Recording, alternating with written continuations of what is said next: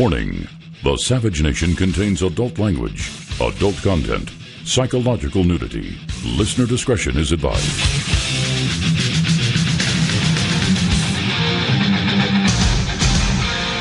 And now, America's most exciting radio talk show, The Savage Nation, home of borders, language, culture. And here he is, winner of the National Radio Hall of Fame Award. Mike. The Muslim world has declared war on America. Really? We are at war. Wait, no, that's not allowed. Stop. That's my opening from 9/11, 2001. How horrible of me to have said it like it was. That was terrible. You're supposed to forget that it was 19 Muslim hijackers. You're supposed to forget that it was 19 Saudi Arabians. You're supposed to forget that TSA let them into the country. You're supposed to forget everything. You're supposed to think that it was the Ku Klux Klan that attacked America on 9/11. You're supposed to think that it was Trump and Putin who attacked America on 9/11. In fact, there's a theory going around at MSNBC. They're trying to prove this.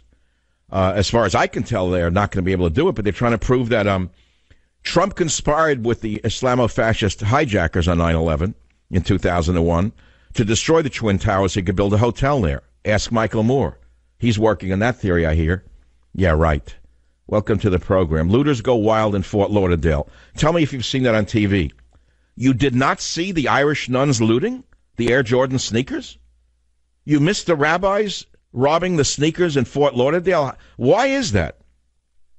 They didn't show you all those black-clad rabbis looting at Fort Lauderdale during the hurricane? No, that was odd. I guess they were trying to protect the rabbis from any negative coverage. Yeah, welcome to the Savage Nation. Where are we today? Where are we today? Forgetting 9/11 is where we are today. Because of the Hollywood crowd, you've forgotten 9/11 already.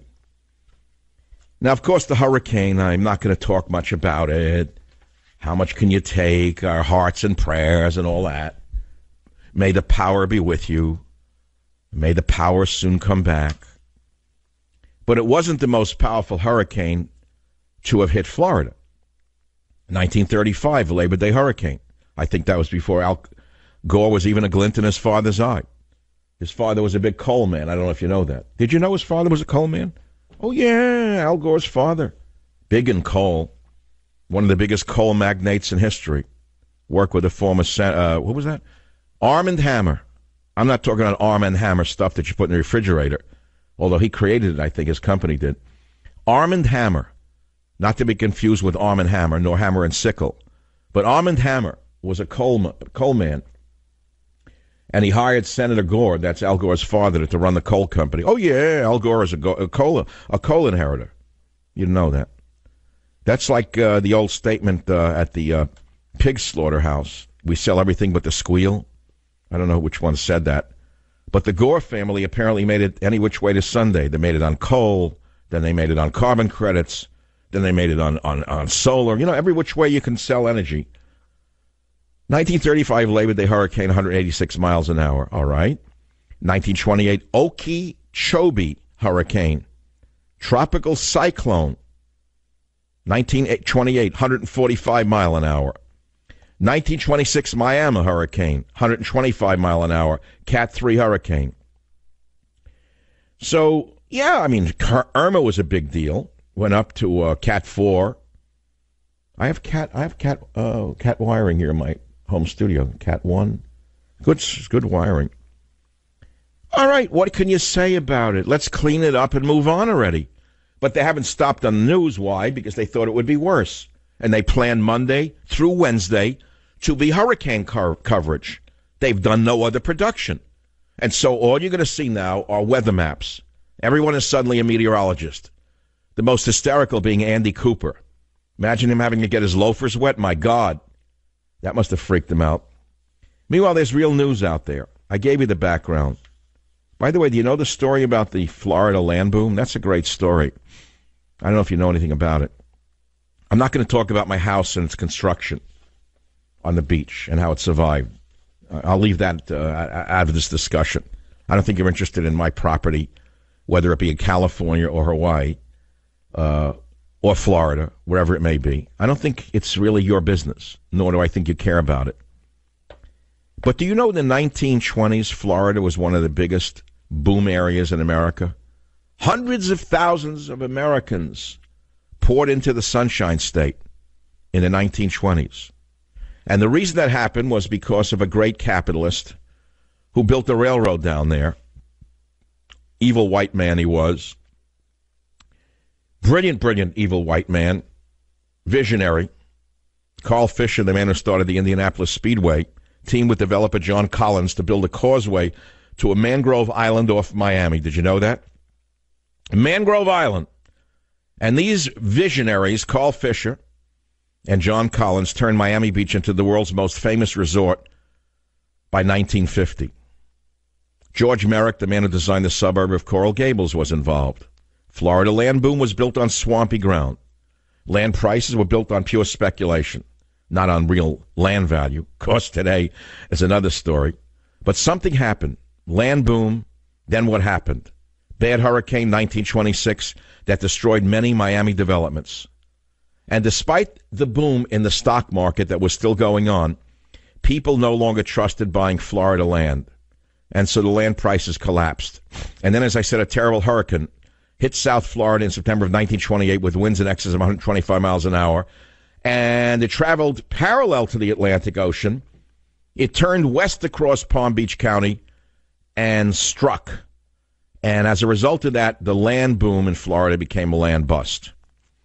And it didn't really recover until the 1950s. I don't know if you know about that. It's interesting, the history of Florida. But it's all based upon land like that and the boom of Miami and other areas, all based upon the guts and brains of capitalists. If socialists had been in charge, let's say Bernie Sanders had been in charge, there would be no buildings in Florida today. Nothing. There'd be manatees and muck. But I suppose the greenies would like manatees and muck. They like to roll in the muck. Look at Burning Man. There's some good news today, by the way, which is the Supreme Court today. I know it didn't reach CNN's newsroom. The Supreme Court today just sided with Trump on the travel ban up to a point. You have to read it backwards to understand it forwards. The way it's so twisted in the news, I had to read it 3 times to understand what happened. The U.S. Supreme Court on Monday temporarily blocked implementation of an appeals court ruling which put limits on Trump's refugee ban. In other words, instead of saying what I said, Supreme Court sides with Trump on travel ban, the perverts in the media perverted the statement, so you don't even know what the heck it means. What does it actually mean? It means the Supreme Court said that the appeals court ruling that would allow refugees to enter the U.S. if a resettlement agency blah, blah, was no good. Now, there's one bad part of this. The appeals court ruled that grandparents and cousins of immigrants already in the U.S. cannot be excluded from the country, meaning the U.S., under the travel ban. What does that mean? What a crock of garbage. You know, in the Muslim world, there's an awful lot of cousins in every family. Since there are multiple marriages, they could have 200 cousins in a family. What kind of stupidity is this? What kind of idiocy is this? Why would a U.S. Supreme Appeals Court say that grandparents and cousins of people already into the United States can't be excluded from the country, meaning our country, under the travel ban? Why? You want thousands of them here now? How many of them have been vetted? Oh, we don't know. What is it, racist to want to live? Yeah. Bah humbug. So I've given you already 3 openings in one. Looters go wild in Fort Lauderdale. Those would be the Irish nuns that were looting Air Jordans. Or was it the rabbis that were looting the Air Jordans? I don't know why. They're probably more stable on the feet while praying.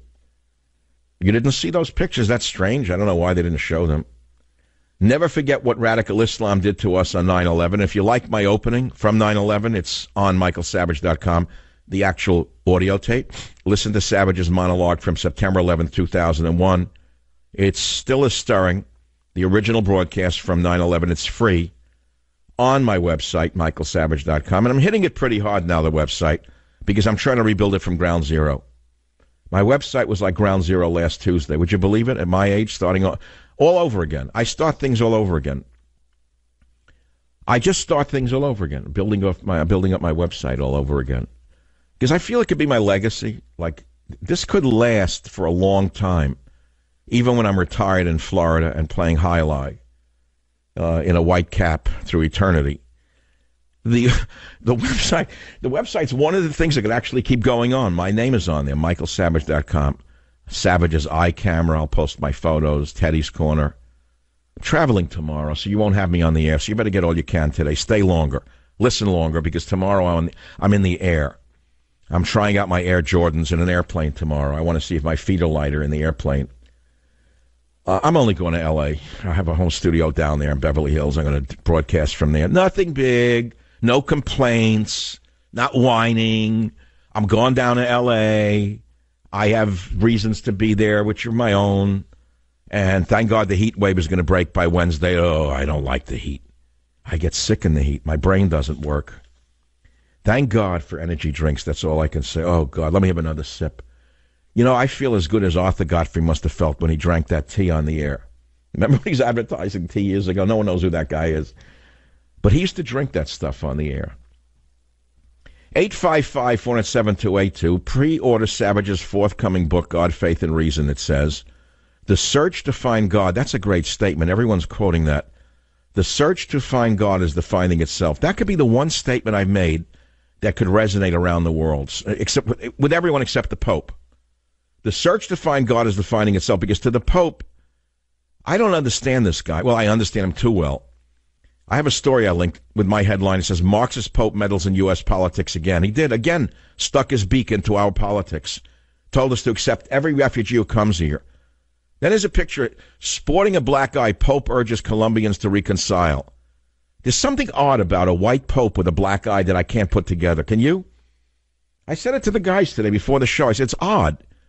A white Pope with a black eye. There's something weird about that picture. How did he get it? He slipped? Like in a bathtub? Wait, must be in the story. Pope Francis wrapped the Colombian trip honoring a fellow Jesuit administered to African cutting in rocket when he bonked his head on his Pope mobile when it stopped short amid swarms of well-wishers. Pope Francis, who had only a hip-high bar, that's cute, hip-high bar. That could be a new rock group called Hip High Bar, to hold on to, lost his balance and suffered a bruised black left. Well, our hopes and prayers go out to the Pope to hope that his black eye is healed as quickly as possible. We hope that his eye heals quickly so he can continue to meddle in politics around the world. Still hasn't taken any refugees into the Vatican yet. Oh, this guy is very clever. I warned you about it. Do you remember in Government Zero, I wrote an entire chapter on the Leninist Pope? It was all based on logic, scientific method. I'm the only one in talk radio who has an actual PhD in a hard science. I don't read other people's opinions on science unless it's backed up with data, and then I draw conclusions based upon the data as best I can, even in fields in which I am not an expert. Because you don't have to be an expert in all fields to understand how to read data. You have to know how to read data, and you have to know how to read statistics. That's all you have to know how to do. But if you're a high school dropout and you're trying to talk about science, that's another story. That's all. 855-407-282. Have a dinner tonight after the show. I'm so excited by it. I can't say who, but let's say big people in radio have come out to see me to talk about where we're going in 2018. And it's not going down, it's going up. That's all I can say. You know? It's good. The show's got some big things ahead. It's all up to God, though. It's really not up to me. I mean, that's the weird thing. I got to get into that one day. It's like we like to think that we generate and drive our own life. And to a certain extent, we certainly do. I mean, God helps those who help themselves, and we have free will. I understand all of that. And I'm a man who never, ever stops pushing. Ever. Ever. Ever. Ever. Ever. Ever. Never give up.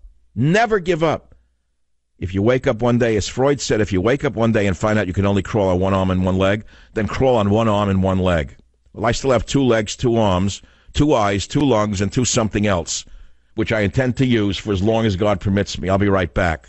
Join the Savage Nation. Call now, 855-400-SAVAGE, 855-400-7282. Savage. The Savage Nation is sponsored by Swiss America, the only company I trust with my financial future. Call 800-289-2646 or SwissAmerica.com.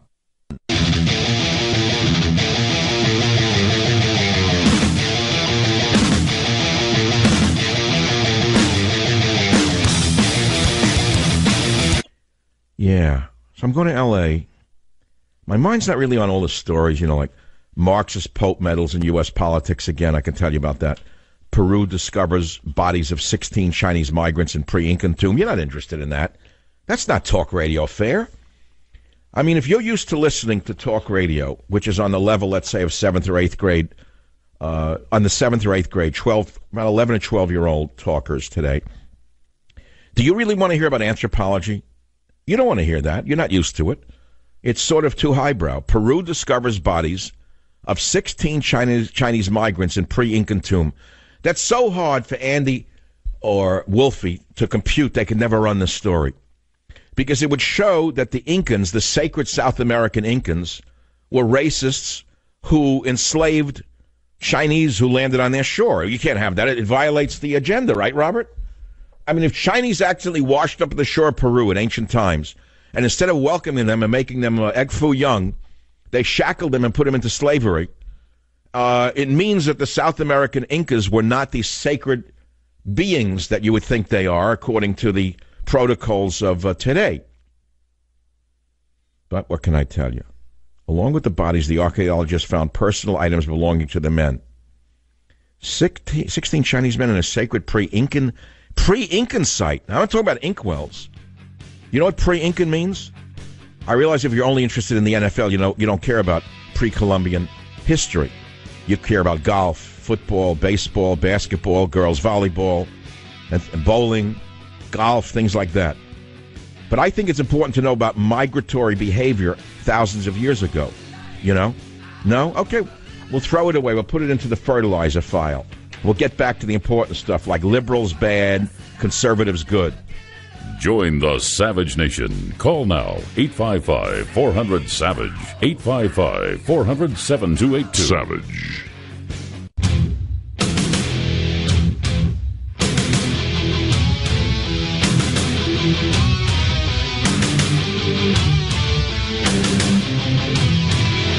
I actually don't talk like I'm on the air.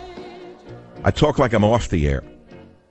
What's the difference between being on the air and the off the air? Want to put on a fake act like Andy Cooper? Make believe I'm what I'm not? I got to tell you something that's important. We're talking about ancient history, this history, that history. So as you know, I had other careers before I was in talk radio. I didn't just originate as a sports guy and then go into talk. Some do, some are good. So I've had other careers, and one of them was as an ethnobotanist, and a pretty good one at that. And my plant collections are in 7 museums around the world, which will live for hundreds of years, incidentally.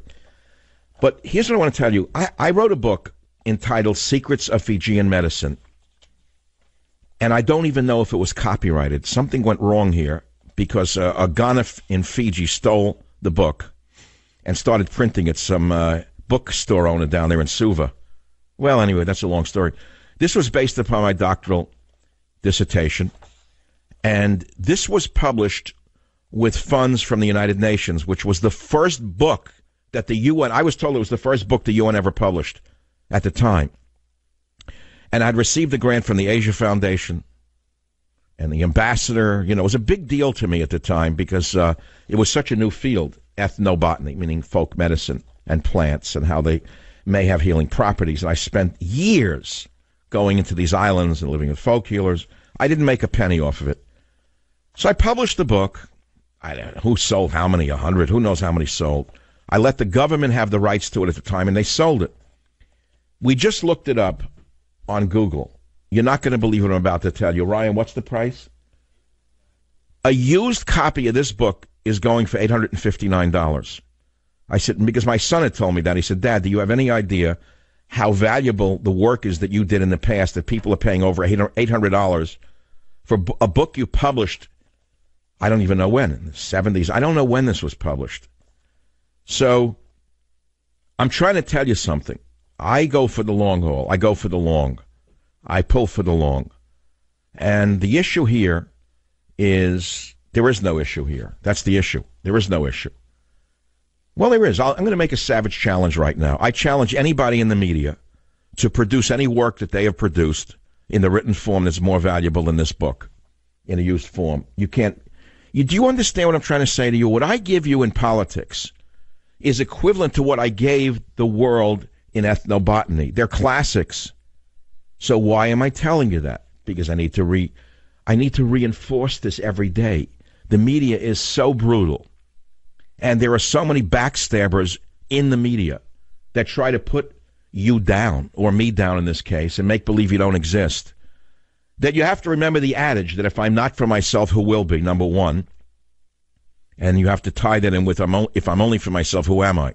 That's a great statement written in the 1300s by Maimonides, known to Orthodox Jews as Rambam, great philosopher. If I am not for myself, who will be? The answer is nobody. But if I'm only for myself, what am I? That's a very important part of that. Because everyone knows the first part, which is, living for number one. But if you live only for number one, then what are you? Nothing. I don't know. I'm just talking. I'm rapping here like a rapper. 855-407-2. I can't believe this. 1972? I can't believe these pictures in the middle of this book. Mrs. Whippy, healer, descendant of an English sea captain and Fijian mother. Healing Hands, Mrs. Whippy. This was taken with my old Nikon F. You talk about cameras. I used to carry a Nikon F. I have it right here. I love the click of that shutter. Anyone remember the day of the Nikon F in the 60s? Hey, raise your hand if you ever had a Nikon F. Yes, many of you out there had a Nikon F. Today it's digital. Great pictures, but I don't know, there was something more depth to these Nikon F pictures taken with the Nikon F in the old film.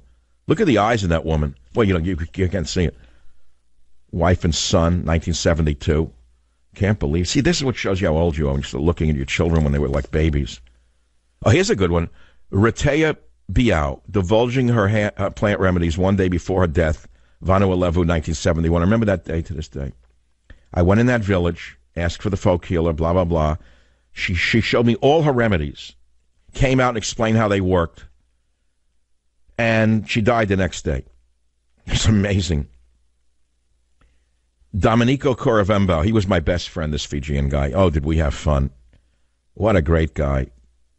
With Sinuganga, ex-Coacaria agalocha. I can remember that to this day.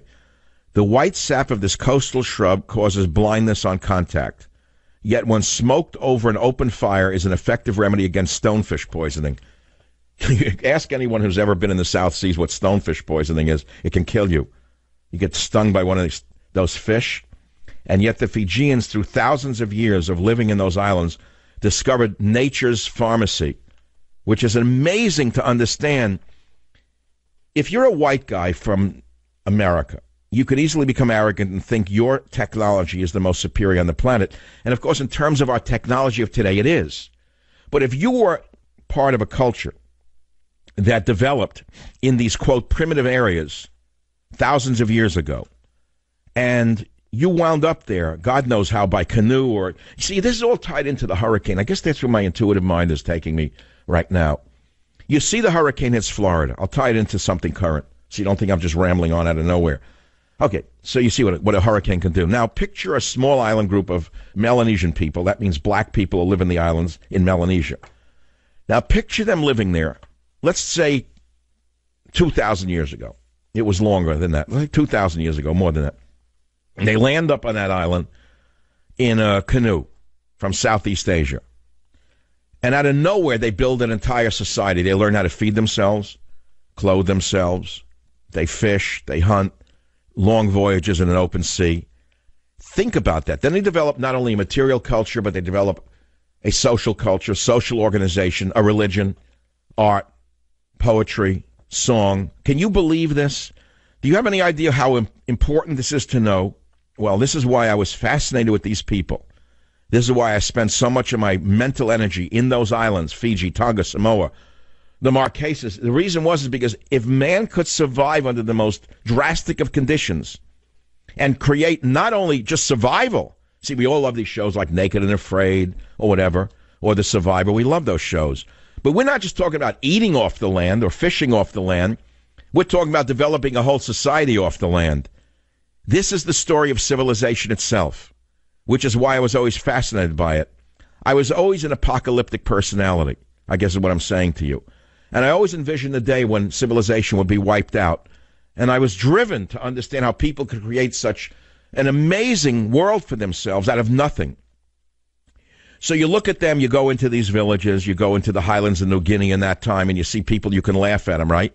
because they're wearing first world rags. So you think that they're poor and stupid. You say, oh, look at those muscular guys, but look, they're wearing rags, that the white man threw it. But under the rags was a society that you cannot believe. So that's what I was drawn to. But I use the science of botany. They give you the plant, they give you the local name, and the local name would be Kinkila or Sasikila in Fijian. So then you have to take it back to the museum, and you have to see what it actually is, and you find out where it belongs, what family, what, phylum, the phylum, but Micromellum minutum, and then you put that in its place, and you find its use for various things. Juice from the leaves is squeezed into the mouth as a remedy for white scum on the tongue and foul breath. I can make some jokes about that, but we're not talking about MSNBC right now. Hemorrhoids may be treated by chewing the leaves and swallowing their juice. Headache and sore throat remedies are composed of a fluid pressed from the inner bark. An unnamed part of the plant is employed in the treatment of an illness described as swelling without any opening. So they had their own medicine. And my hope was that by saving this folklore for the future, who knows what humanity might benefit from it. Just a side note, Secrets of Fijian Medicine, not for sale, can't find it. One copy on Google, on somewhere, for $823. $823. So again, I present the savage challenge to anyone in the media. Do you have any books, used or otherwise, that are valued higher than that? No. What's the point? I write, I talk for the long term, for the long haul. That's what I'm trying to say to you. You can easily dismiss me as just one of the pack. I am not. I never have been, and I never will be, and I'm not going to sit here like I'm a member of the club. I have no club. There is no unity amongst the so-called conservatives. There basically is one group run by one organization. Everyone else is out. It's that simple. And I'm proud to tell you I'm not in that group. I'm proud to tell you I'm an independent. I'm proud to tell you I'm not represented by the same people the PAC is represented by. And I'm also proud to tell you that I've written God, Faith, and Reason, which will be out in November, but I'm starting to get just hyped up on it right now because I had someone read it who sent me the most beautiful email I've gotten in my life about a book, which I don't want to read to you yet. This person worked on that book as it was being written, and she had not seen it until I sent her the galleys the other day. She said, I'm not going to paraphrase. The search to find God is defining itself. My one question is this.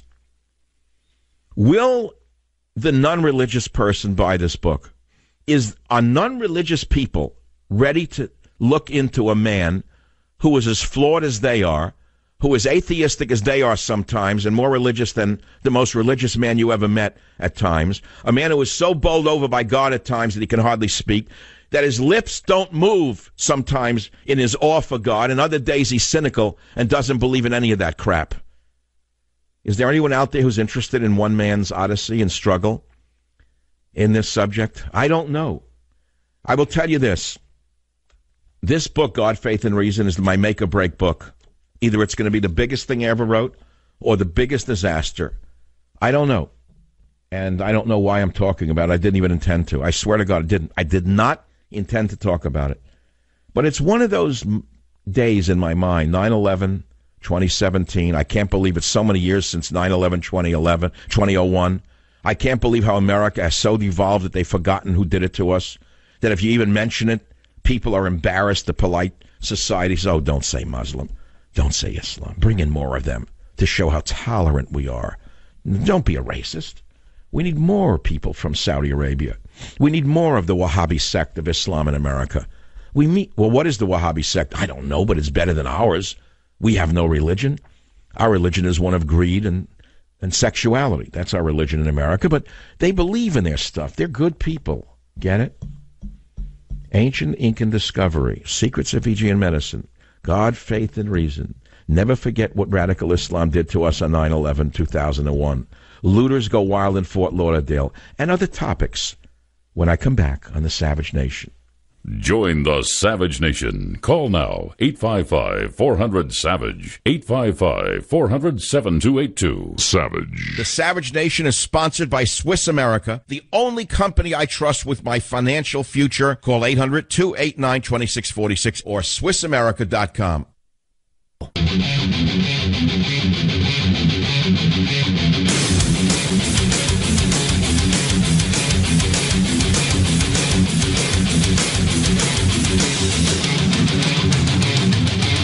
is the Savage Nation. Did you know that a major credit reporting bureau announced a breach that could affect 143 million Americans?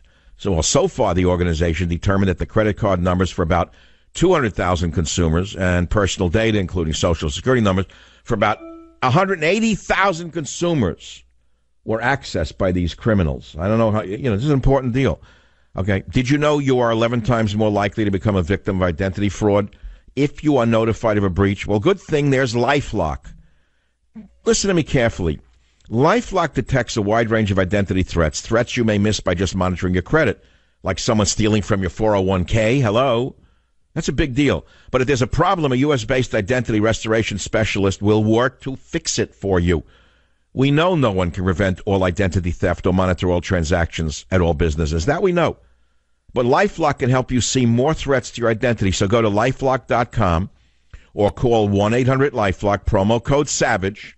That's SAVAGE for 10% off your LifeLock membership. Visit LifeLock.com and save 10% now. Okay, simple.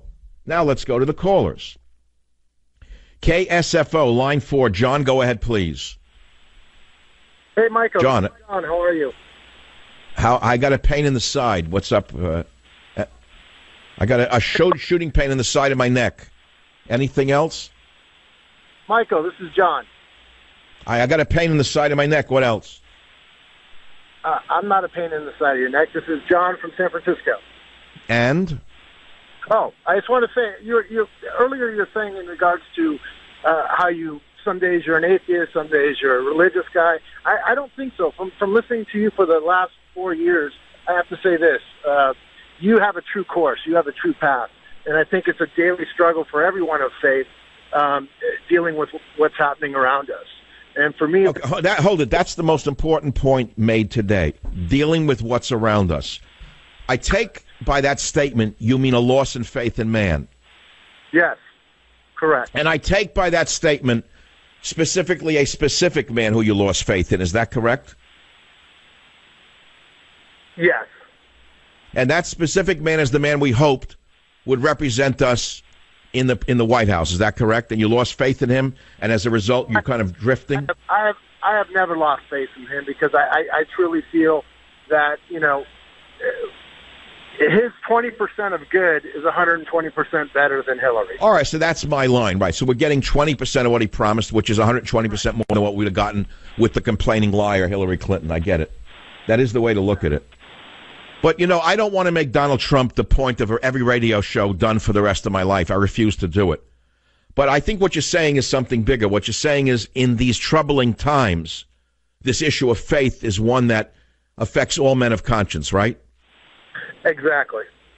And I feel like every day that we all wake up, every day that we deal with, the guns, the ammo, the stuff coming, especially somebody like you, outspoken, without, you have your neck on the line for all of us. Hey, I live in San Francisco, too. I'm a conservative. I'm a Christian. And I sit here, and I'm in the media. I can't say what media because I worry about that. I worry about supplying, my... Yes, the viciousness of the left is something akin to that in the Soviet Union in the 1930s. That is how vicious these good liberals are today. All the smiling, wonderful, good liberals who pat themselves on the back at these charity events, these operas, these symphonies. They are the Nazis of our time, only they have not yet built the ultimate end to those who oppose them. Make no mistake who they are.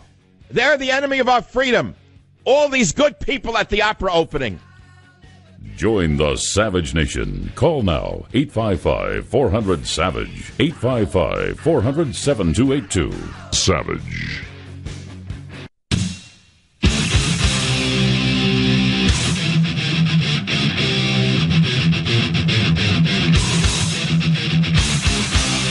Warning. The Savage Nation contains adult language, adult content, psychological nudity. Listener discretion is advised.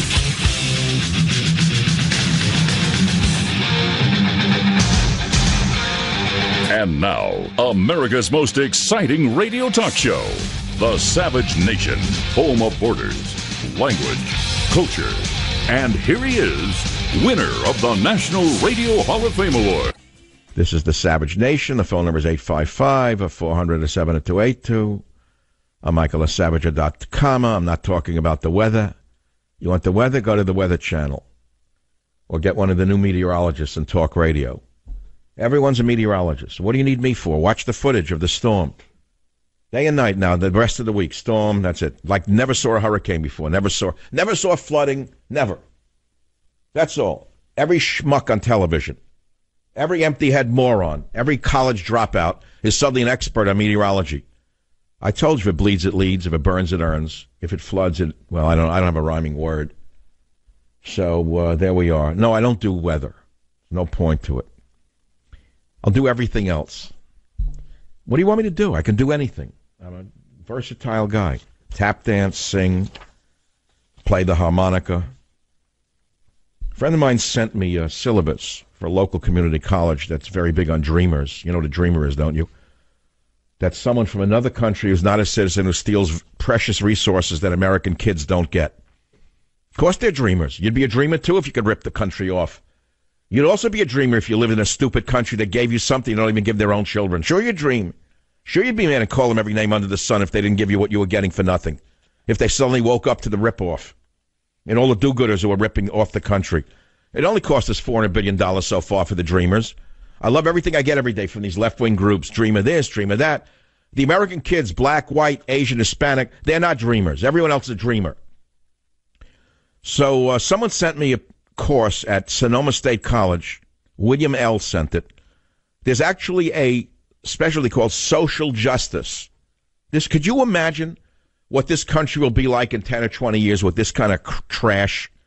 Putting this into the heads of kids. Wait till I read the syllabus to you. Now, I want you to think about men like Boeing who built the first jetliner, meaning the first commercial jetliner. There'll be no Boeings.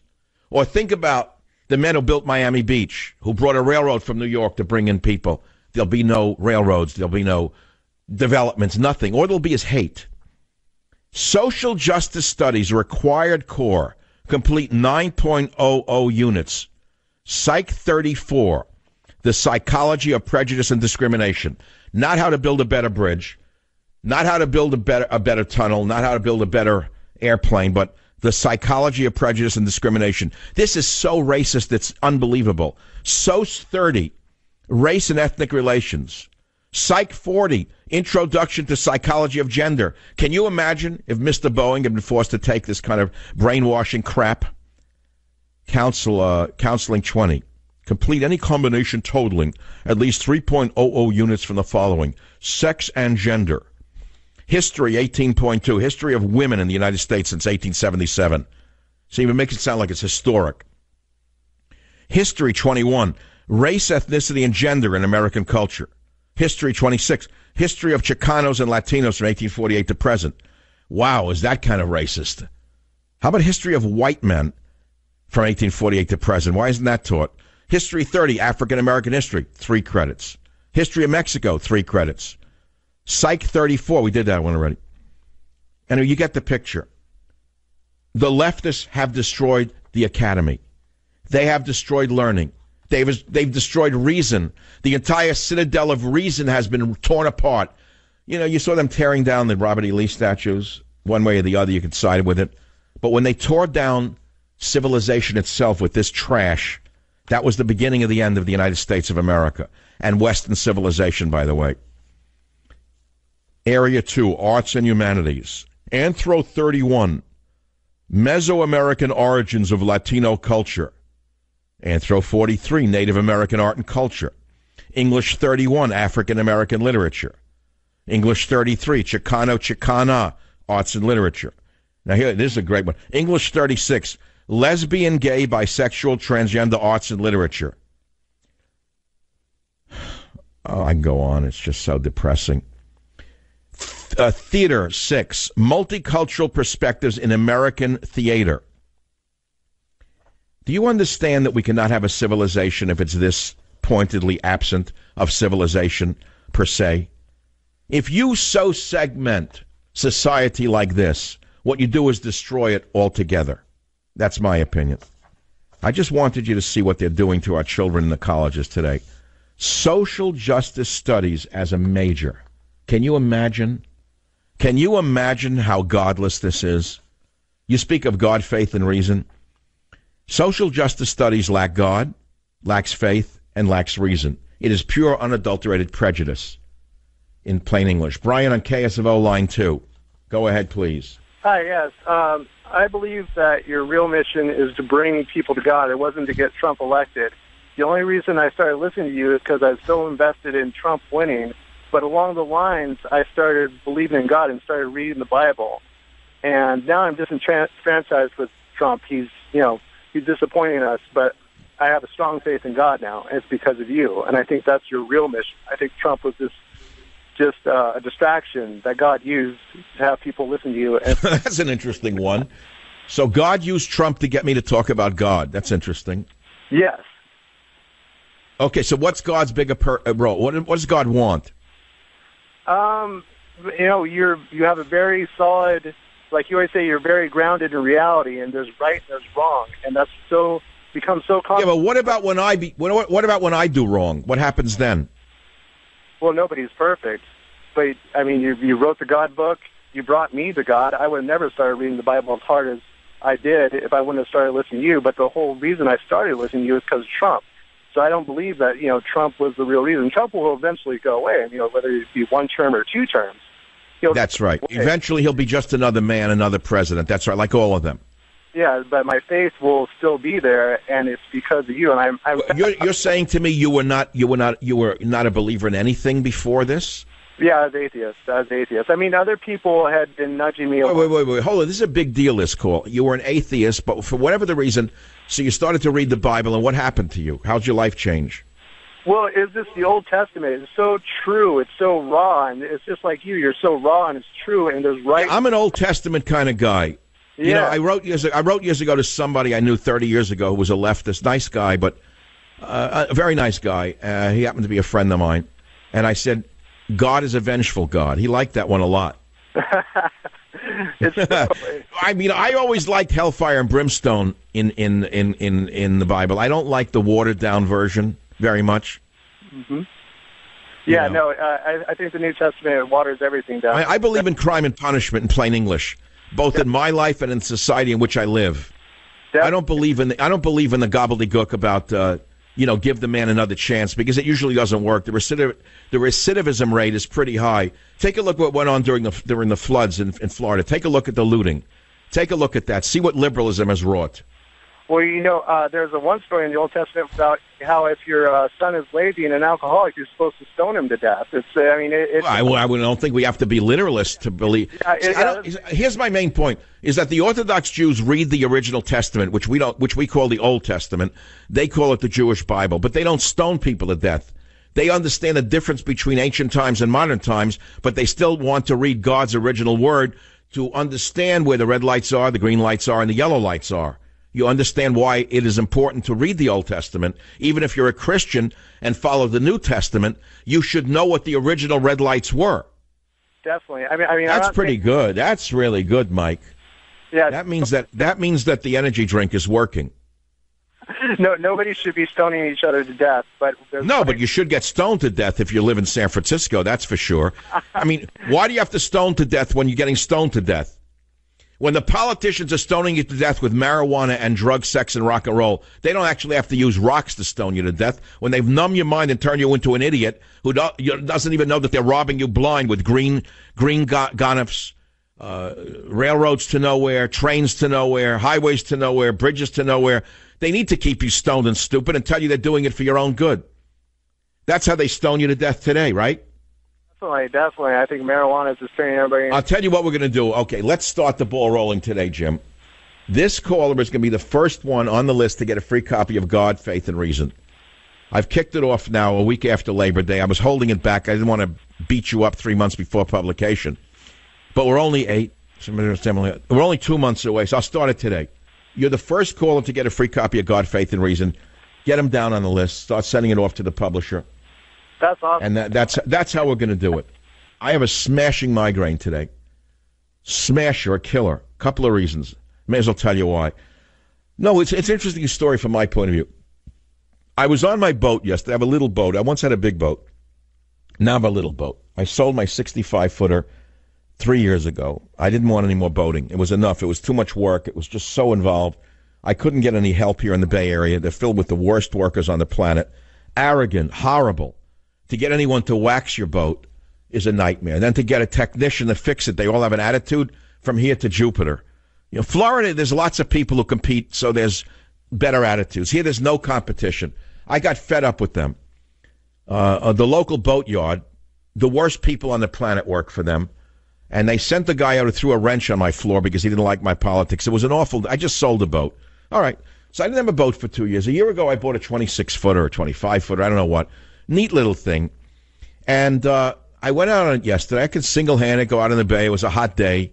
I cut the engines and just drift out in the middle of the bay when it's calm. And I was monkeying around with something in the hatch. I pulled the cover to look at the beautiful Volvo engine. And I leaned over the rail, and my glasses fell off my head, my reading glasses. And you watch them fall in the water. It's an amazing thing to watch when you drop something overboard and you can't get it. It's like I couldn't get it. So I thought, oh, no, not my reading glasses, yes. All right, the point is I have a couple extra pair, but one of them is like an older pair, and I don't think the prescription is correct. My right eye is killing me from using them last night. I have to throw them overboard. So I have only one good pair of reading glasses right here. And I have to travel with them. But I have a migraine from the glasses, man. You get the wrong pair. You are, oh, I almost said the wrong word. You are, I can't use the F. You lose your reading glasses. You are fatumbled. That's all I can say to you. That's all. You're really fatumbled if you lose your glasses. You could tell I feel buoyant today. Why am I extra buoyant? Why? I'll give you 3 reasons why. The storm came. The storm went. They're without power. But again, they hyped you to death. They made it sound like an apocalypse was coming. Now, all right, some of it was hype, and some of it was built on fear.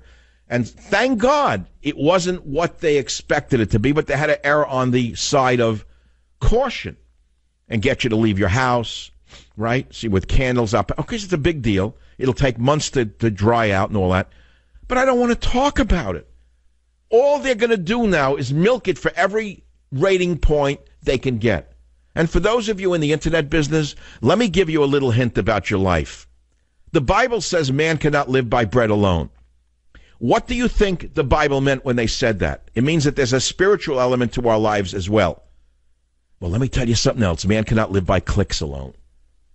If you're going to rate your whole life on how many clicks you get or what your ratings are, you're doing yourself a great disservice. Man cannot live by clicks alone.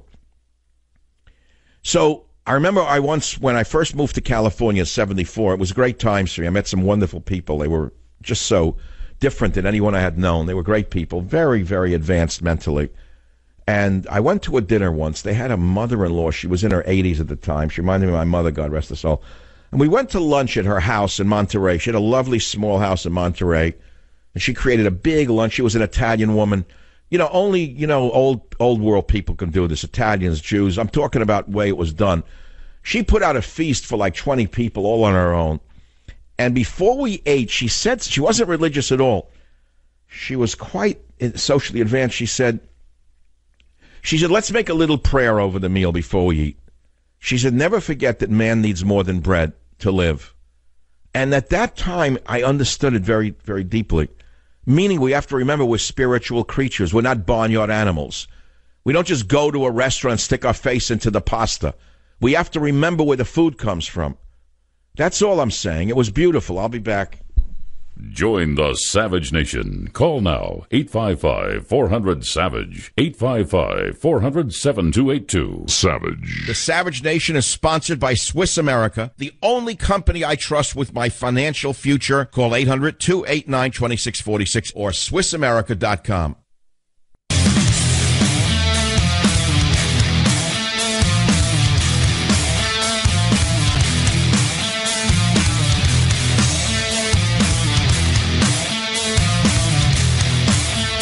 Hi, welcome back to the Savage Nation. Today we'll talk about Hurricane Irma. No, we won't. You want that? Go to the Weather Channel. I'm talking about everything but Hurricane Irma, including Islamofascism and 9/11. How's that? That went over your head already? Or looting in Florida? You didn't see that on CNN?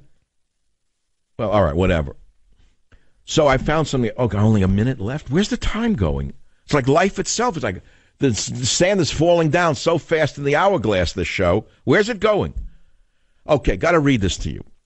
So over the weekend, I sent the galleys to God, Faith, and Reason. I have only 4 days left to get it to the printer, and I demanded an extra week.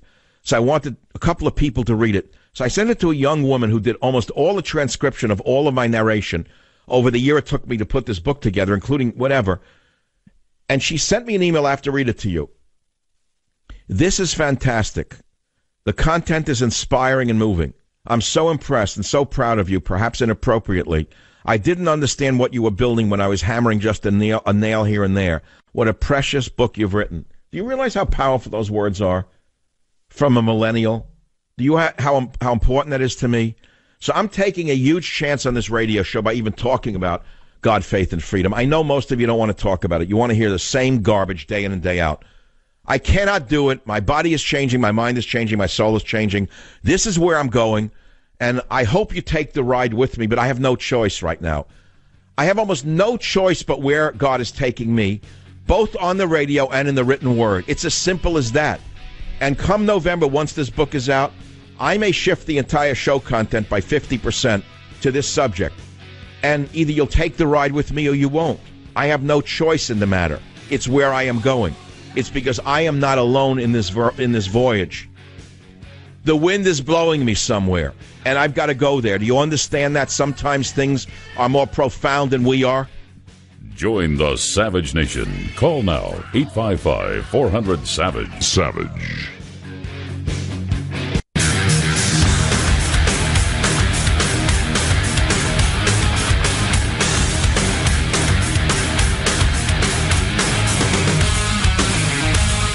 Maniacs disguised in false religious garb thought by hurting us they could scare us that day.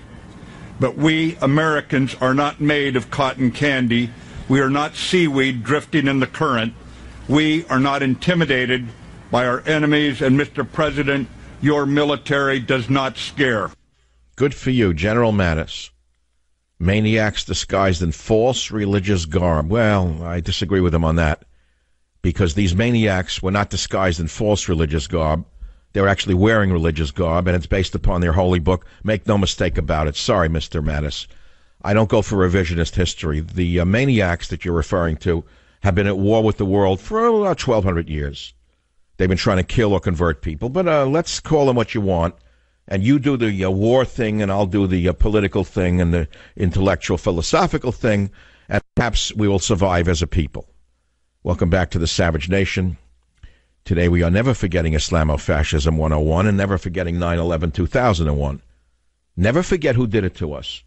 Never forget it was those who adhere to the Wahhabi sect of Islam. And you ought to study a little bit more about it before you bring more of them in and sit here screaming about racism, because we don't want more of them in here, you know. Learn what's going on. WABC Dan, line 4, go ahead, please. What's on your mind? Yes, Michael, I was so happy to hear you speaking about the Old Testament. I've been reading the Old Testament lately, and the thing I want to say is people don't realize the level of civilization that existed at the time. There was commerce, there was industry. People were not very different than they are today. Everybody thinks today they've invented human interaction when they haven't. Because in those days... Well, I think what you're saying is man as a being is fundamentally the same as he was in ancient days. Isn't that what you mean? Technologically, we're different. On a level of civilization, we're different. But as mankind, we're still the same DNA. Yes, because now, today, you can travel, greater distances in a short amount of time. But people travel then. They just, it was a different kind of... It was a different system. Well, of course, look, you could say air conditioning changed humanity to a great extent. Birth control changed mankind to a great extent. Certainly there are things that have changed mankind, but at a basic level, we're still the same. We have not changed on the level of our biology, I think is what you're struggling to say, Dan, correct? That's exactly what I'm trying to say. Thank you. And the point I want to make, if you remember, in the Ten Commandments, there was a piece in the Ten Commandments, thou shalt not commit adultery. Well, that means adultery existed then. People were the same. People lusted after other people. Every generation when they discover sex, thinks they invented sex. Yes. Well, it's like a dog that never had sex. All of a sudden has sex. It's a different dog, isn't it? Yeah, yeah. I had a friend who said to me, he mated his dog when the dog was like 3-4 years old. The dog turned around and said to him, like, "Oh, my God, why did you keep this from me before now? Wow, what a different world it is." But I was so thrilled. I just started reading pieces of the Old Testament in a regular weekly missal that has daily pieces of it. And it's just... Are you a Christian who is now reading the Old Testament for the first time? Yes. Well, let me tell you something. You're in for quite a treat. God, Faith, and Reason. I had a long discussion with my publisher about this for months, and they finally agreed to do something no one's ever done before, ever.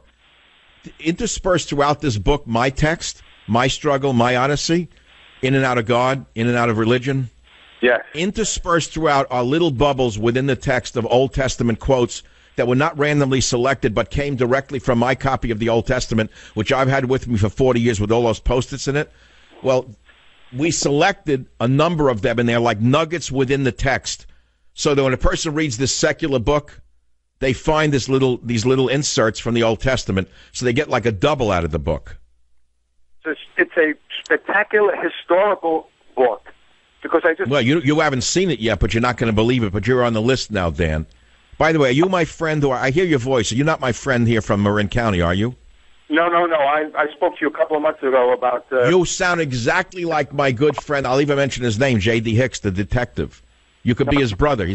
Maybe he listens to the show. You sound like him. I thought you were disguised as Dan. You never know. No, I'm Dan. Stay in a line. I'm going to send you a copy of that. That's great. I guess I'm excited by it because, look, the storm in a certain way, Irma, I was thinking about that on my bicycle this morning. I said, there was an exclusion in insurance policies that said an act of God. Remember that, Robert? I don't know if you know that, but years ago when things would happen like this and you find out, well, the insurance company doesn't pay because it was considered an act of God. So, as a kid, I understood that. There were certain things that would just beyond coverage, like act of God. Okay, it wasn't covered. It was excluded. How is that? Because even as a kid, I understood that. There were acts of God that were not covered by insurance. Here in America, we want everything should be covered. I got a migraine. Is it covered? Right? This happened. Is it covered? I have a sinus attack. Is it covered? A flood came. Is it covered? A lightning struck the house. Is it covered? There are things you can't cover. You want to cover the 30 million people who were killed in World War II in Russia because of what the Nazis did to the Russian people? Wasn't covered. Okay? Their sons got drafted into the military and were killed like cannon fodder on the Eastern Front fighting the Nazis. It wasn't covered. The Russians didn't cash in the insurance policy and buy dungarees in the 1960s. It wasn't covered. When the boys went into Normandy and they lost an arm or a leg, or they didn't come back at all, not even a body bag, it wasn't covered. All the grieving widows, it wasn't covered. The whole world isn't covered with insurance. Okay, so certain things happen. 855-407-282 is the phone number if you care to join the conversation. Today we're talking about God, Faith, and Reason, which is my book coming out in November. But I got into it today because it's down to the galleys. Those of you in the publishing business know what that means. And I'm not talking about Irma. It's an act of God. Stop already with the ties already on Fox News.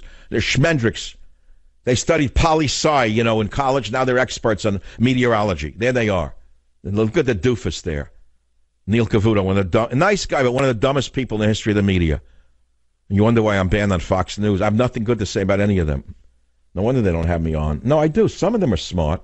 Mainly the guys who got fired. They're the smart ones. The ones that they threw off are actually the only smart ones. You know what's left now? Oh, God. The shoe and the leg. Look what the young Murdochs have done to that network. They don't care. You don't understand how that works. News Corporation is a small part of the bigger enterprise called Fox, called the family business. So if they have to sacrifice Fox News to lose a little advertising to sustain and maintain the advertisers on the overall corporate thing, they throw the guys off who might have attracted some boycotts from the evil progressives in the advertising business. Any other questions? I got the answers. I have some good callers here. Minister, is a minister calling? What did I want to talk about? Oh, I wanted to play some more sound for you before we leave. The time is a-flying. The time is a-flying. It's a-flying away. So Clinton has a book out that will not sell well, as you well know. My books outsell hers, no matter what the hype. Usually they do. And here she is blaming Comey, Russia, WikiLeaks, Facebook, fake news, voter ID laws, sexism, and misogyny for losing. I swear to God, you got to say, thank God she lost. What a complainer she is. Whining. She whines and whines and whines and whines and whines her way down.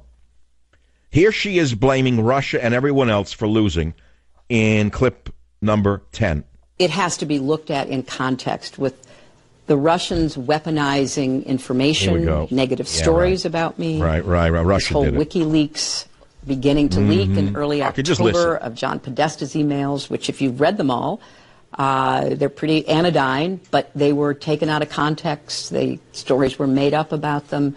We now know Facebook was taking money from Russian companies to run negative stories about me. If you look at all of this, yes, it affected me and my campaign. You know, you're an embarrassment, and we are so thankful you lost, more so than ever. As flawed as Trump is, you are beyond being flawed.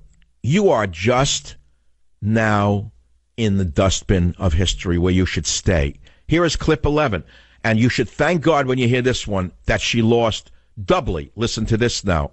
I am more concerned now going forward that we haven't come to grips with what it means for future elections. I would also add that the voter suppression that we now know had been in the works and really put into effect in a lot of states. Throw in more in the basket of lies. North Carolina, et Here it cetera, comes.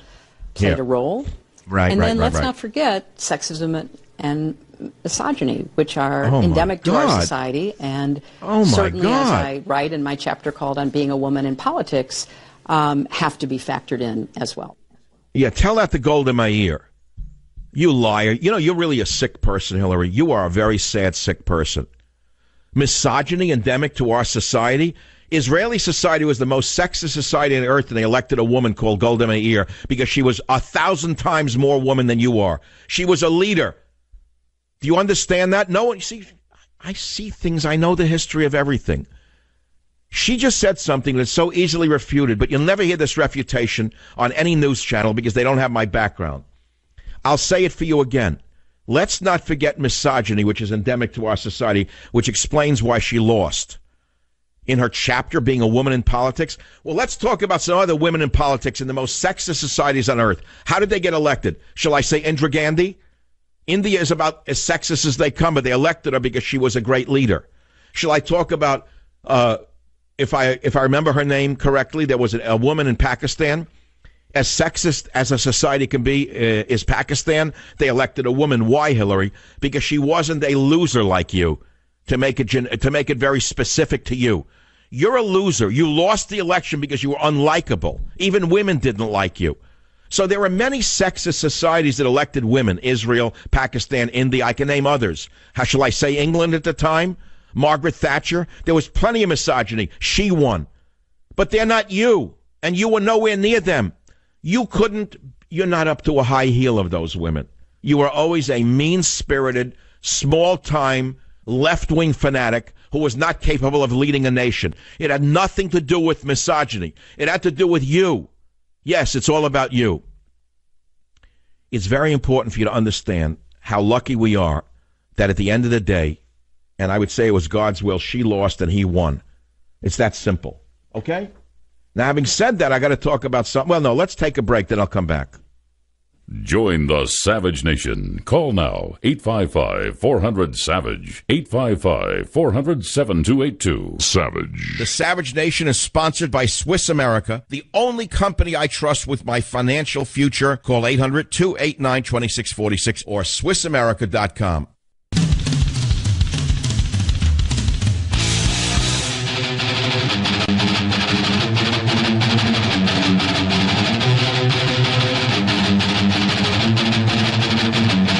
It is the Savage Nation. Welcome back, and I want to talk about sleeping in the hot weather, right? It's still hot, tossing and turning, drenched in sweat. You could run the AC, right? But why don't you just get rid of your heat-trapping mattress and sleep as cool as the other side of the pillow feels, as I do on my great Casper mattress. Casper's 2 high-tech foams guarantee you will have a great night's sleep, sleeping cool, comfortable, and fully supported on this great mattress. It ships for free in a box that's so small, it makes it easy to, carry it from your front door to your bedroom. And Casper does that so you can try it risk-free for 100 nights in your own house. Did you hear me? And if you don't love your Casper, they'll come pick it up and refund you every dime, no questions asked. Sleeping on a mattress is the best way to try it. Much better than lying on one in a, neon-lit store with people staring at you, right? From its breakthrough design and superior quality to its packaging and 100-night in-home trial, it is no wonder Casper was named one of Fast Company's 50 most innovative brands of 2017. So sleep cool and comfortable every night like I do. Get a Casper. Try yours for 100 nights with free shipping and free returns. All you got to do is go to Casper.com, use code SAVAGE for $50 towards the purchase of your mattress. That's Casper.com, code SAVAGE, and get $50 towards the purchase of your mattress. Casper.com, terms and conditions apply. WABC, Gary, line 5. Go ahead. What's on your mind? Hey, Doctor, good to talk to you today. 16 years ago, worst day of our nation during my generation, and it's an honor. Thank you for that. I'm waiting for your comment. Oh, very good. Before, when you were talking about General Mattis, I actually served under the general. I was a Marine Corps veteran, and you said the fanatics were wearing fake religious garb. My interpretation of that is what they're wearing in the name of their religion, and then the message they're sending is his interpretation of the fakeness of same. Well, General Mattis said maniacs disguised in false religious garb. My position is that to them it's not false religious garb. It is actually their authentic religion, because it's taught in their holy religion to kill the infidel. Yes, sir, understood. I think General Mattis... I understand how politically risky it is to say such things, but if it were not true, I wouldn't say it. And the truth is the best defense against any attacks I might have. And as a member of the Marine Corps, you're the greatest. You're the guys who are saving us, protecting us, as are all frontline troops in the military. But I'm afraid that most of you are not taught the truth anymore. I think it's been watered down after 8 years of Obama making you take the Kool-Aid. Well, we clearly didn't vote for him, Dr. Savage. Anyway, I hear you, and you're going to get a copy of God, Faith, and Reason. I thank you very much for your time. And stay on the line. Stay on the line. It's the Savage Nation. I have a big meeting tonight. My mind is half there, half there. It's my 2018 radio career is what I'm really interested in. Here's a little fact you should know. Many of you listen to this show not on a radio station, unfortunately. You listen to it on a stream. You get it on your iPhone or whatever. And many of you pick it up off KSFO's stream. I want you to understand something. And this is so important for you to hear. My show, The Savage Nation, Michael Savage Show, pulls more listeners on KSFO stream than all the other stations in the cluster. And some of them are great stations with enormous following. And if you look at the average listenership, not only on that station, but throughout the nation, you'll find that this show pulls some of the biggest numbers in the entire country online. In fact, it's the #1 talk radio streaming show in the country. What does that tell you? I don't know. It tells you what you wanted to say. But you have to ask yourself, if that is true, and I write 5 bestsellers in a row, why am I banned from CNN, MSNBC, Fox News, ABC, CBS, NBC? How come none of them will acknowledge my existence? I think it says more about them than it does about me. And I think that, as I said to you before, the mystics say that God's word is seen in the white between the letters, not the black of the letters themselves. My absence on all of these alphabet channels that I just mentioned speaks louder than I do. My absence speaks louder than do I. And I thank you for listening to The Savage Nation. Be back in a moment. Join the Savage Nation. Call now, 855-400-SAVAGE, 855-400-7282. Savage.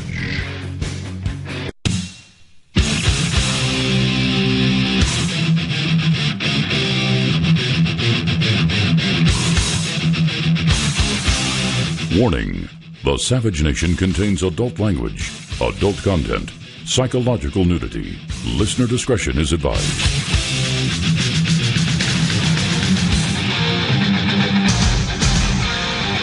And now, America's most exciting radio talk show, The Savage Nation, home of borders, language, culture.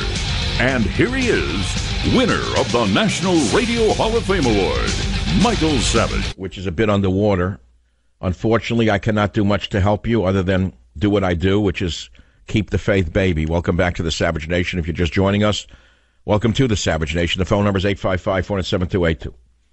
We are talking about many topics. I think the most salient point I made in the last hour, amongst many, salient amongst the other salient points, was Hillary complaining about her loss.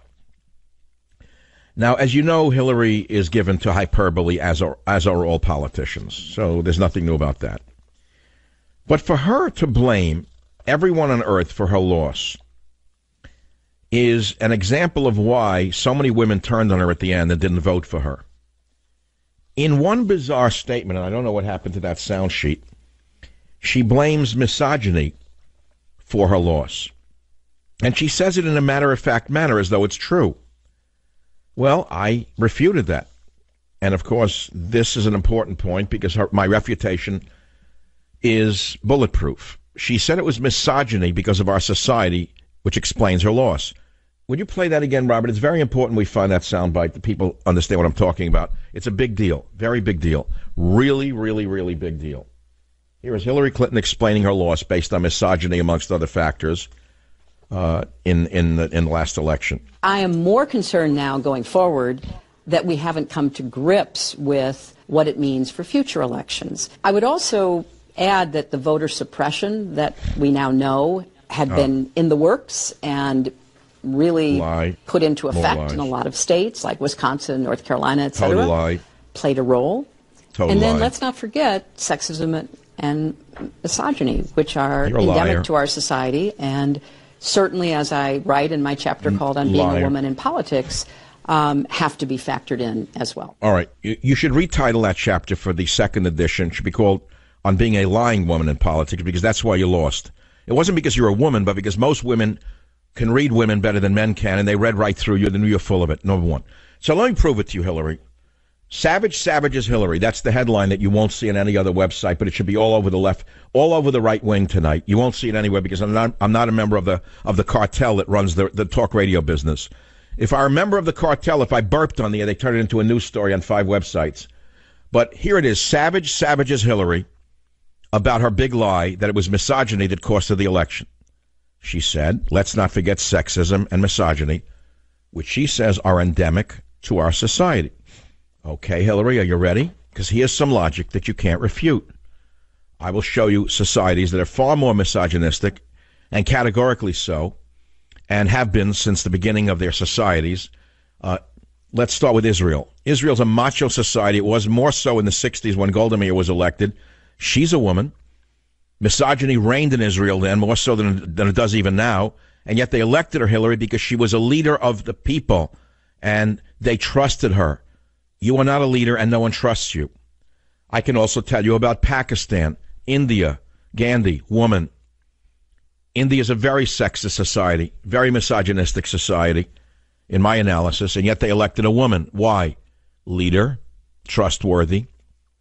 Margaret Thatcher. England was once a very misogynistic society when there were still men there, before they were all, let us say, retrained by the European Union into being nun-men who can only talk about soccer thuggery and such.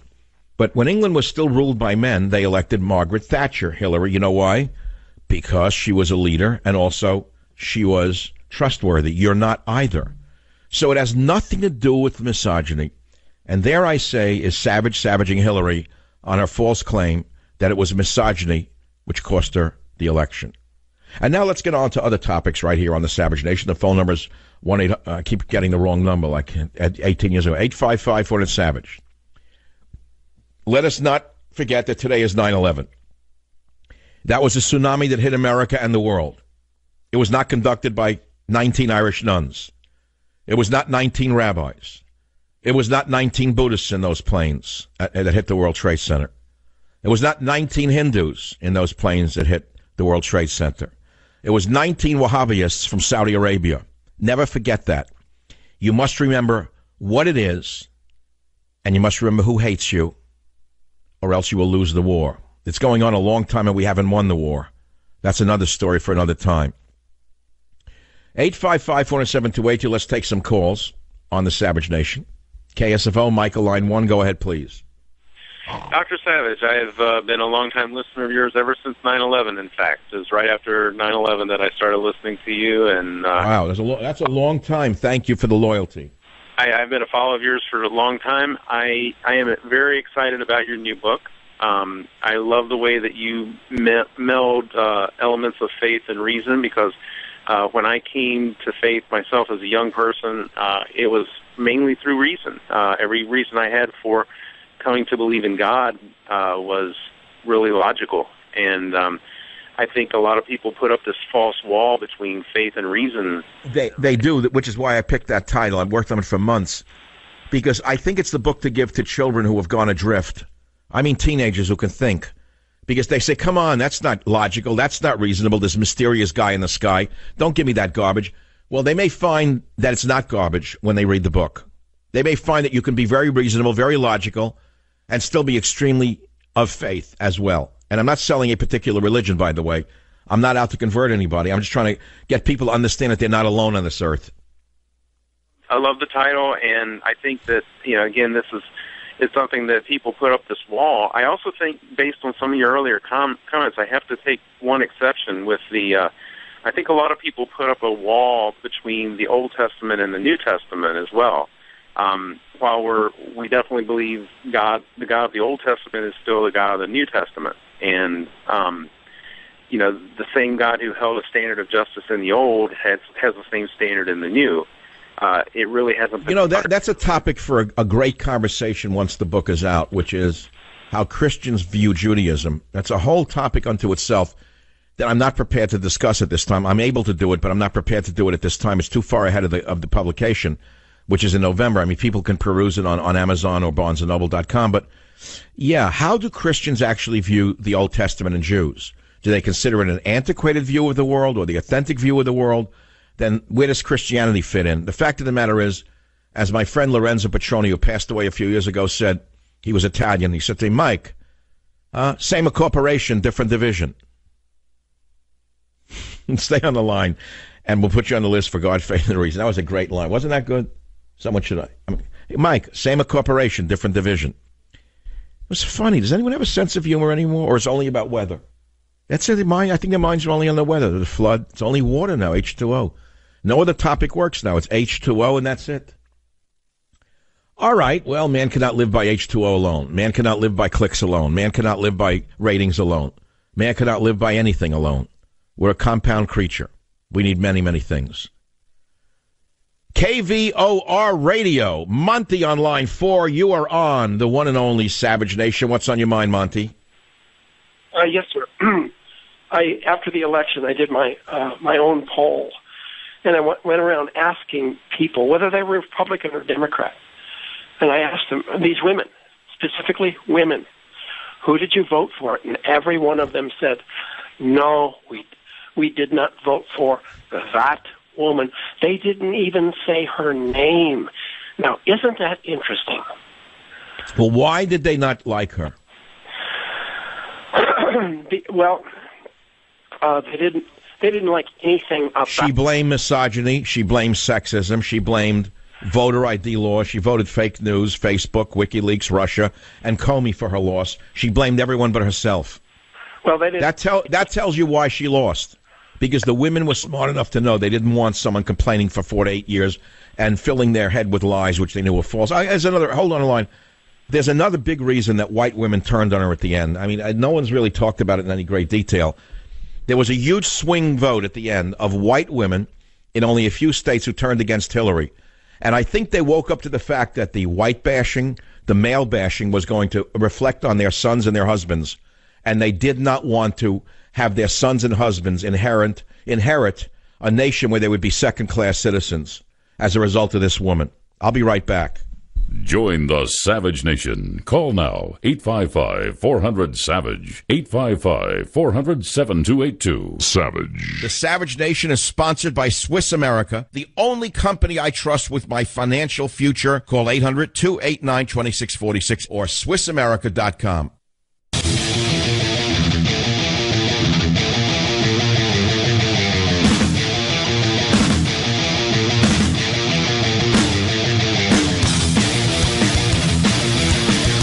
What they're looking at is a white, authoritarian leader who has murdered journalists and his political enemies, who runs a regime of repression, who makes aggressive moves against neighboring countries. Is she talking about who Bill Clinton? Considers himself an adversary to us, the United States of America.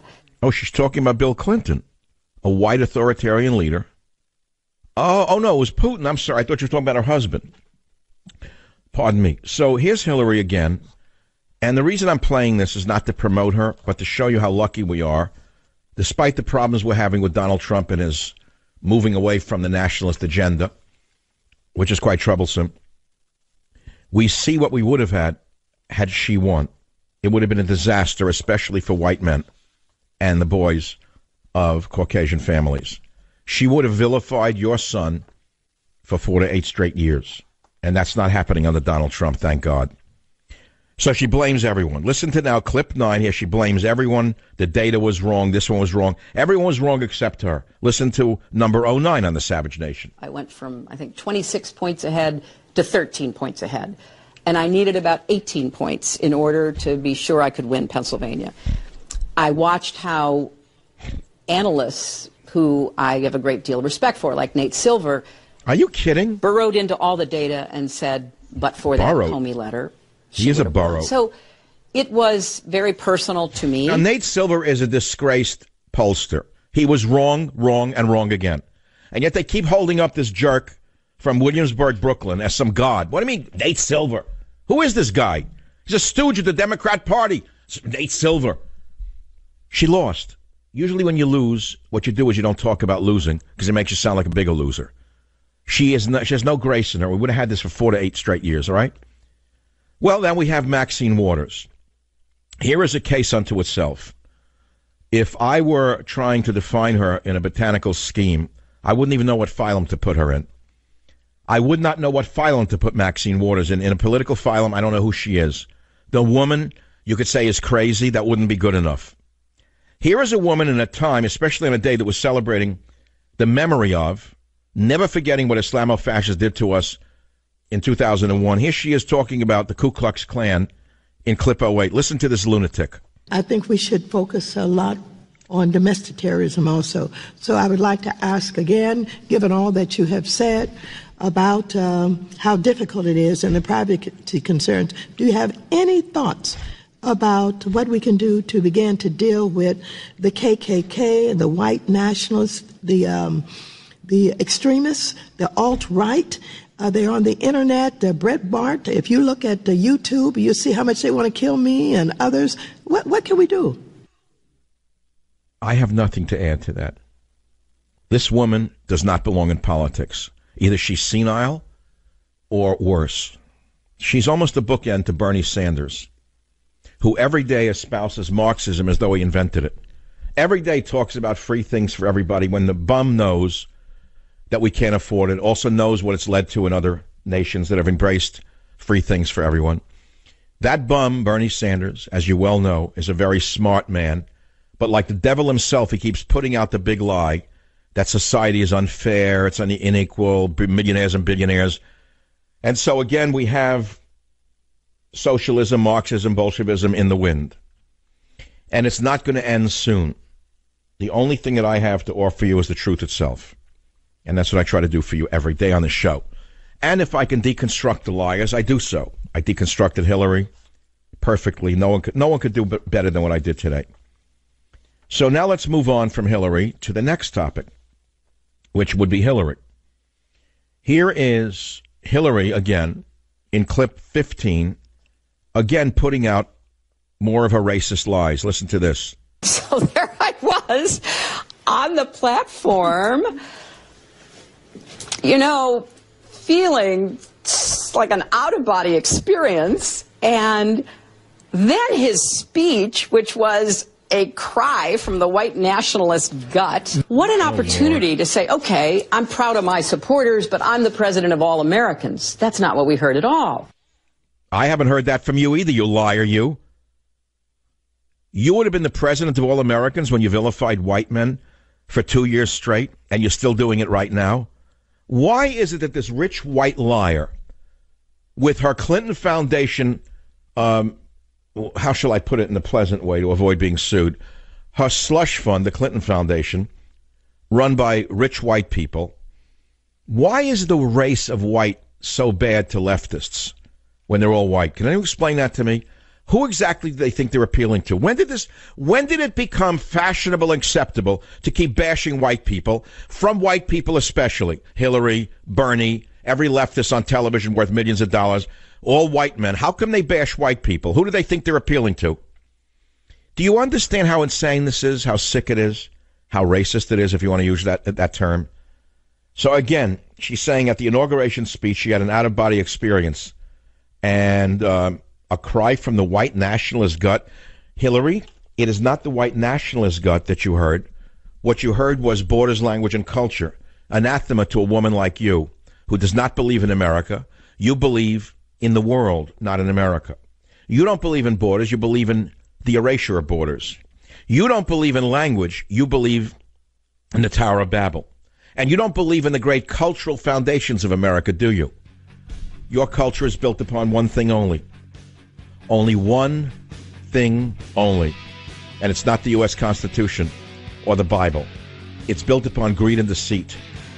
Twins, like the Twin Towers, that long ago came down right underneath your feet and toppled you over into the dustbin of history, where hopefully you will remain forever.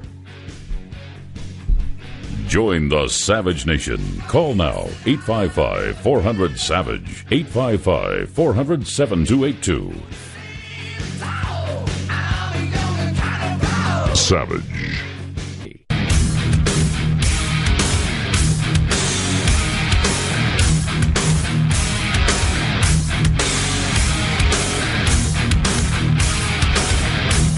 Why is that really on all the stories, like Marxist Pope medals in U.S. politics again? I can tell you about that.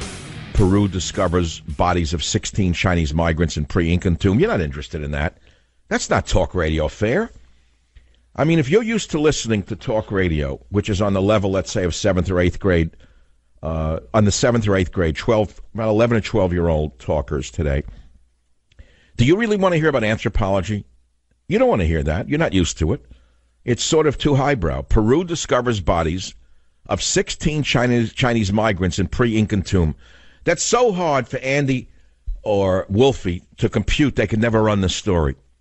Because it would show that the Incans, the sacred South American Incans, were racists who enslaved Chinese who landed on their shore. You can't have that. It violates the agenda, right, Robert? I mean, if Chinese accidentally washed up at the shore of Peru in ancient times, and instead of welcoming them and making them egg foo young, they shackled them and put them into slavery, it means that the South American Incas were not these sacred beings that you would think they are, according to the protocols of today. But what can I tell you? Along with the bodies, the archaeologists found personal items belonging to the men. 16 Chinese men in a sacred pre-Incan site. Now, I'm not talking about inkwells. You know what pre-Incan means? I realize if you're only interested in the NFL, you don't care about pre-Columbian history. You care about golf, football, baseball, basketball, girls volleyball, and bowling, golf, things like that. But I think it's important to know about migratory behavior thousands of years ago, Now, of course, the hurricane, I'm not going to talk much about it. How much can you take? Our hearts and prayers and all that. May the power be with you. May the power soon come back. But it wasn't the most powerful hurricane to have hit Florida. 1935, Labor Day hurricane. I think that was before Al Gore was even a glint in his father's eye. His father was a big coal man. I don't know if you know that. Did you know his father was a coal man? Oh, yeah, Al Gore's father. Big in coal. One of the biggest coal magnates in history. Worked with a former, what was that? Arm & Hammer. I'm not talking about Arm & Hammer stuff that you put in the refrigerator. although he created it, I think his company did. Arm & Hammer, not to be confused with Arm & Hammer, nor Hammer and Sickle, but Arm & Hammer was a coal man, and he hired Senator Gore, that's Al Gore's father, to run the coal company. Oh, yeah, Al Gore is a coal inheritor. You know that. That's like the old statement at the pig slaughterhouse. We sell everything but the squeal. I don't know which one said that. But the Gore family apparently made it any which way to Sunday. They made it on coal, then they made it on carbon credits, then they made it on solar. You know, every which way you can sell energy. 1935 Labor Day hurricane, 186 miles an hour. All right. 1928 Okeechobee hurricane. Tropical cyclone. 1928, 145 mile an hour. 1926 Miami hurricane, 125 mile an hour. Cat 3 hurricane.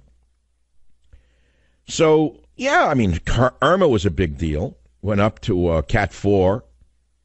I have cat wiring here in my home studio. Cat 1. Good wiring. All right, what can you say about it? Let's clean it up and move on already. But they haven't stopped on the news. Why? Because they thought it would be worse. And they planned Monday through Wednesday to be hurricane coverage. They've done no other production.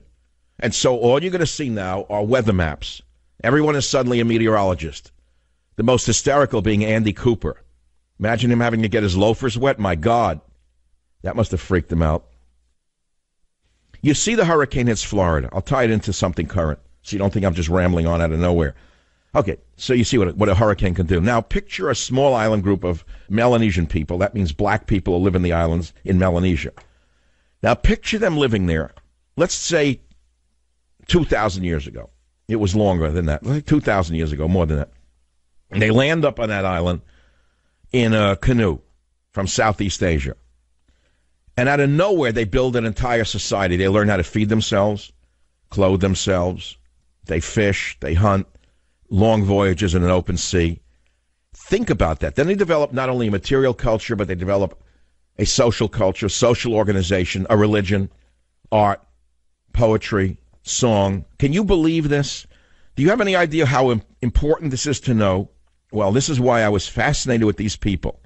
This is why I spent so much of my mental energy in those islands, Fiji, Tonga, Samoa, the Marquesas. The reason was because if man could survive under the most drastic of conditions and create not only just survival. See, we all love these shows like Naked and Afraid or whatever, or The Survivor. We love those shows.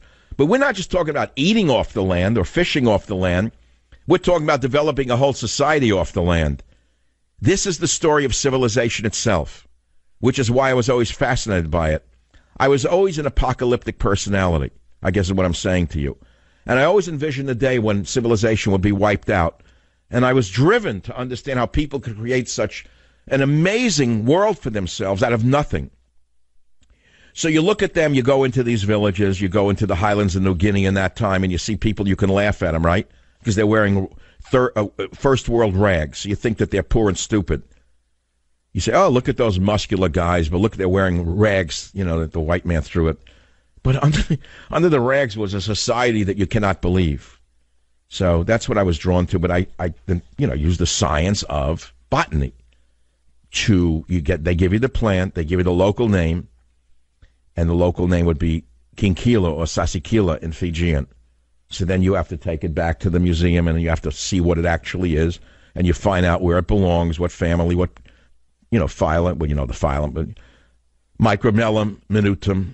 And then you put that in its place, and you find it's used for various things. Juice from the leaves is squeezed into the mouth as a remedy for white scum on the tongue and foul breath. I can make some jokes about that, but we're not talking about MSNBC right now. Hemorrhoids may be treated by chewing the leaves and swallowing their juice. Headache and sore throat remedies are composed of a fluid pressed from the inner bark. An unnamed part of the plant is employed in the treatment of an illness described as swelling without any opening. So they had their own medicine. And my hope was that by saving this folklore for the future, who knows what humanity might benefit from it. Just a side note, Secrets of Fijian Medicine, not for sale, can't find it. One copy on Google, on somewhere, for $823. $823. So again, I present the savage challenge to anyone in the media. Do you have any books used or otherwise, that are valued higher than that. No. What's the point? I write, I talk for the long term, for the long haul. That's what I'm trying to say to you. You can easily dismiss me as just one of the pack. I am not. I never have been and I never will be, and I'm not going to sit here like I'm a member of the club. I have no club. There is no unity amongst the so-called conservatives. There basically is one group run by one organization. Everyone else is out. It's that simple. And I'm proud to tell you I'm not in that group. And I'm also proud to tell you that I've written God, Faith, and Reason, which will be out in November, but I'm starting to get just hyped up on it right now because I had someone read it who sent me the most beautiful email I've gotten in my life about a book, which I don't want to read to you yet. This person worked on that book as it was being written, and she had not seen it until I sent her the galleys the other day. And she said, I'm not going to paraphrase. The search to find God is defining itself. My one question is this. Will the non-religious person buy this book? Are non-religious people ready to look into a man who is as flawed as they are, who is atheistic as they are sometimes, and more religious than the most religious man you ever met at times, a man who is so bowled over by God at times that he can hardly speak, that his lips don't move sometimes in his awe for God, and other days he's cynical and doesn't believe in any of that crap? Is there anyone out there who's interested in one man's odyssey and struggle in this subject? I don't know. I will tell you this. This book, God, Faith, and Reason, is my make-or-break book. Either it's going to be the biggest thing I ever wrote or the biggest disaster. I don't know. See, I'm not going to crumble because the world that I believe in is coming to an end. Many worlds come to an end and new ones emerge. At the end of the day, you have to go back to yourself. You have to go back to your own family. You have to go back to the eternal, which is God, faith, and reason. You know, to me, reason is a faith unto itself, incidentally. Using logic, when it works, it's the most beautiful thing in the world. When you have been trained in scientific knowledge and reason, if you've been trained with Aristotelian logic, and when your mind functions perfectly, it's one of the greatest experiences on the planet. And I must tell you, there are days that it doesn't. There are days that I am so rattled by what is going on that I find even my reason is going. I'm telling you the truth. Today happens to be not one of those days. I feel it like a storm passed me by the other day. I don't know what was going on for a few weeks. I couldn't think clearly. I saw this whole thing coming apart, and I sent God, Faith, and Reason in its final form off to the printer. I wrote every last one of those words over the last 20 years, and I put them together in this one book. But I had to send it off, and I had no idea how much this book was weighing on me until it was gone. And I took out stuff that I didn't like. And like a big weight was lifted for me because I feel that that's my legacy. All I thought was this book has to last 20, 30 years or more. And I don't want one word in that book to throw people off 30 years from now when they say, who was this guy, Michael Savage, who wrote this book, God, Faith, and Reason? This is truly my legacy book. It's not even out yet, but it's so important to me to tell you why that book is more important now than it was when I conceived it. But I got to move along. We're 9 months into the Trump presidency, which is symbolically so important. That's the gestation period of a human baby. Did you know that? 9 months. And we're 9 months into this administration. And boy, can I make a statement now about what this baby seems to look like. I just saw the sonograms, and they're not good. Be right back. Join the Savage Nation. Call now, 855-400-SAVAGE, 855-400-7282. Savage. The Savage Nation is sponsored by Swiss America, the only company I trust with my financial future. Call 800-289-2646 or SwissAmerica.com.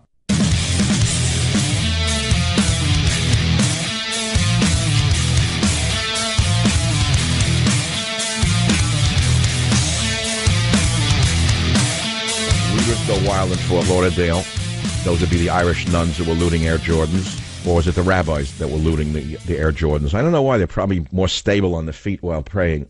You didn't see those pictures? That's strange. I don't know why they didn't show them. Never forget what radical Islam did to us on 9/11. If you like my opening from 9/11, it's on michaelsavage.com. the actual audio tape.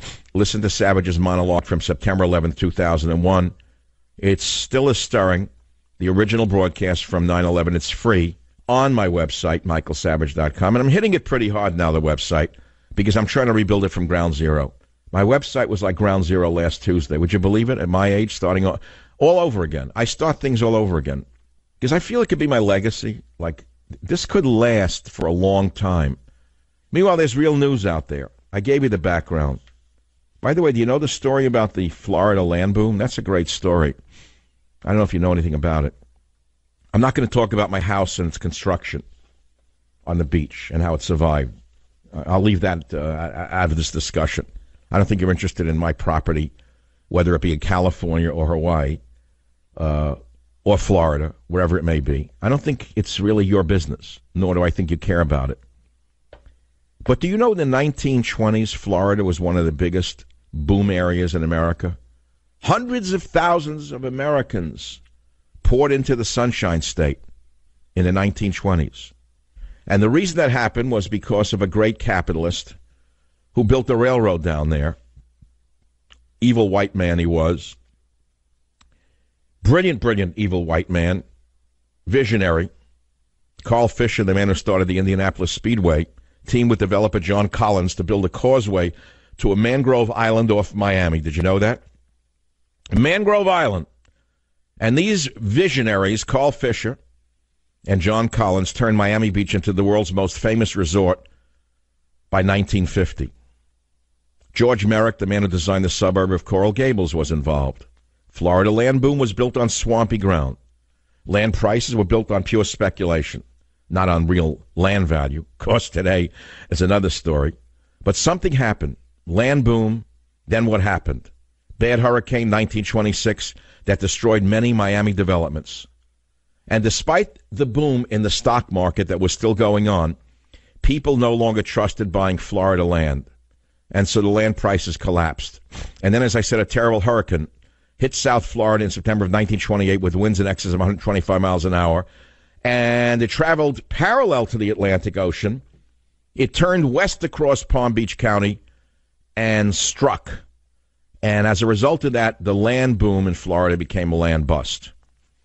And it didn't really recover until the 1950s. I don't know if you know about that. It's interesting, the history of Florida. But it's all based upon land like that and the boom of Miami and other areas, all based upon the guts and brains of capitalists. If socialists had been in charge, let's say Bernie Sanders had been in charge, there would be no buildings in Florida today. Nothing. There'd be manatees and muck. But I suppose the greenies would like manatees and muck. They like to roll in the muck. Look at Burning Man. There's some good news today. I know it didn't reach CNN's newsroom. The Supreme Court today just sided with Trump on the travel ban up to a point. You have to read it backwards to understand it forwards. The way it's so twisted in the news, I had to read it 3 times to understand what happened. The U.S. Supreme Court on Monday temporarily blocked implementation of an appeals court ruling which put limits on Trump's refugee ban. In other words, instead of saying what I said, Supreme Court sides with Trump on travel ban, the perverts in the media perverted the statement, so you don't even know what the heck it means. What does it actually mean? It means the Supreme Court said that the appeals court ruling that would allow refugees to enter the U.S. if a resettlement agency blah, blah, was no good.